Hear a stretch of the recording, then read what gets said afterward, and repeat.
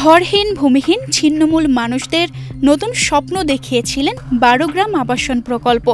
রাজবাড়ীর বালিয়াকান্দির বহুরপুর ইউনিয়নে গড়ে ওঠা এই আবাসনে 180টি পরিবার মাথা গোঁজার ঠাঁই পেয়েছিলেন।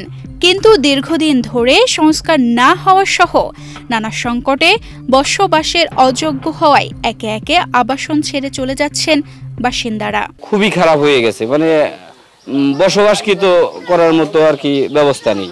2001 সালে ভূমিহীন ও অসহায় মানুষের বাসস্থান সহ কর্মসংস্থানের লক্ষ্যে 12 গ্রামে 8.5 একর খাস জমিতে আবাসন নির্মাণের প্রকল্প নেওয়া হয়। প্রকল্পটির কাজ বাস্তবায়ন করে বাংলাদেশ সেনাবাহিনী। 2007 সালের 12 ডিসেম্বর এ প্রকল্প আলোর মুখ দেখে। আবাসনটিতে 18টি ব্যারাক ঘর তৈরি করা হয়।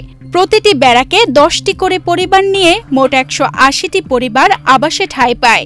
কিন্তু প্রতিষ্ঠার পর থেকে একবারের জন্য সংস্কার করা হয়নি। ফলে সময়ের সাথে সাথে প্রায় ধ্বংসস্তূপে পরিণত হয়েছে আবাসনটি।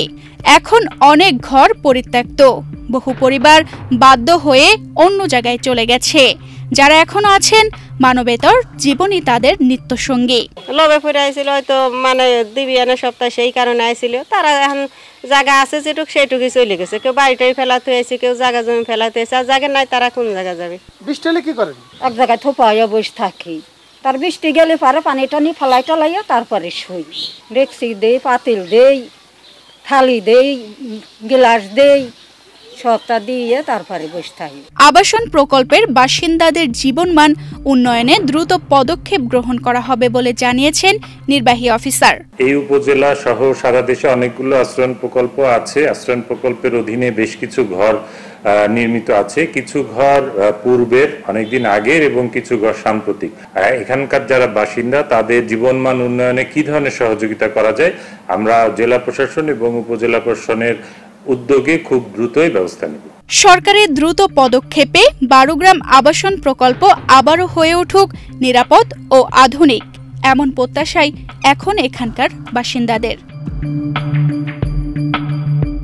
তানজিদা রহমান, ইনায়া, বাংলাদেশ প্রতিদিন।